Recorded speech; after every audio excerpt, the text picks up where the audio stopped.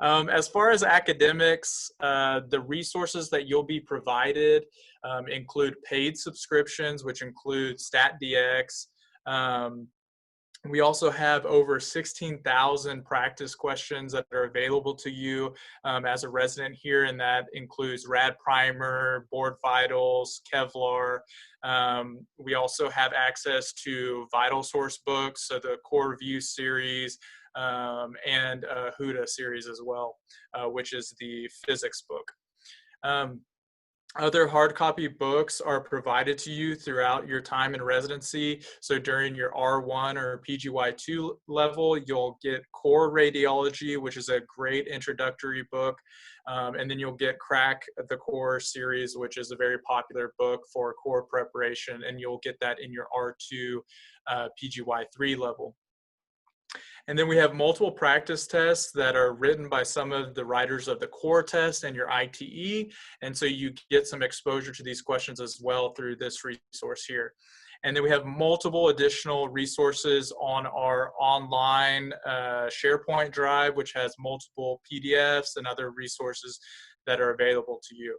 And if there's anything that you could need, which I doubt you'll really need outside of that, we always have availability to purchase books. So you can ask our program administrator, Lisa, and she's happy to help, and you can get those resources if you need it, especially with our book fund. And as far as core preparation, I think this is one of the most important things. I think all of those resources help with that. But I also think that a sound lecture series is really important for that.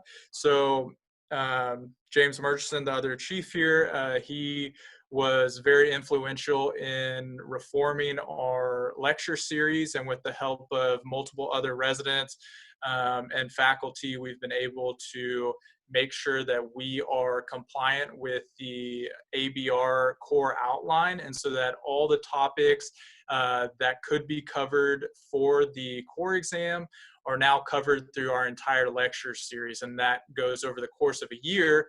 And then you'll get exposure to those lectures 3 times before you actually take the core exam, and you'll be familiar with some of these rare diagnoses that you may not see in clinical practice despite a very high case volume.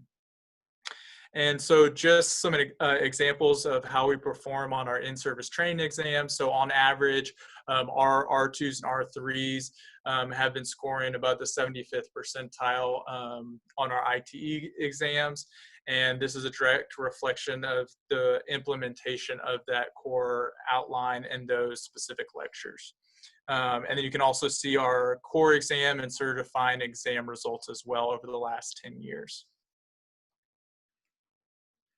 We also have guest lecturers, including international lecturers. So we do have a former staff, Dr. Runge, who currently practices in Switzerland and is very involved in MRI research and neuroradiology. And his lectures are they're very good. I mean, he's on the forefront of MRI and contrast agents, so it's really good to get his perspective. And he also serves on the editorial board of a major journal, which is Journal of Magnetic Resonance Imaging. And then we also participate in research in our program. You will be required to do 1 quality improvement project and 1 additional research project, and this is required by graduation. However, our residents usually do more than this. So I know most of us have multiple QI projects that we get involved in, and we're also, we help other residents if they need help on a certain research project. And then we also have multiple resources available to us. So the good thing about being in Baylor Scott and White is that we have access to illustrators, people that can help with actually writing a research paper. And so you have all of these different resources to help you publish. And then you can just see some of the examples here of the conferences that we've been accepted to over the last 3 years. And then you can also see some of our projects that have been accepted. And these are people basically actually going to these different conferences. However, with COVID and everything, we really haven't been able to travel for some of those research conferences.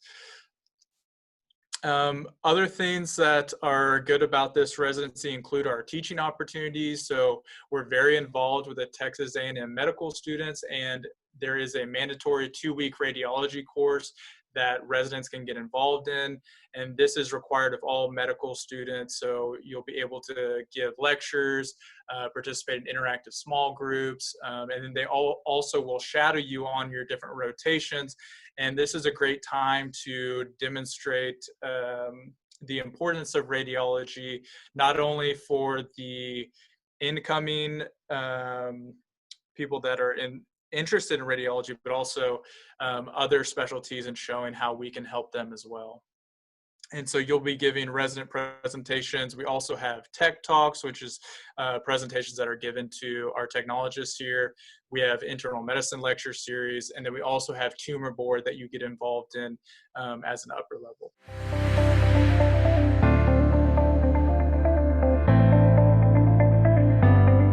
Hey everyone, don't forget to subscribe to our YouTube channel and check us out on social media on Facebook, Twitter, and Instagram. We also have a website devoted to our residency with much more information.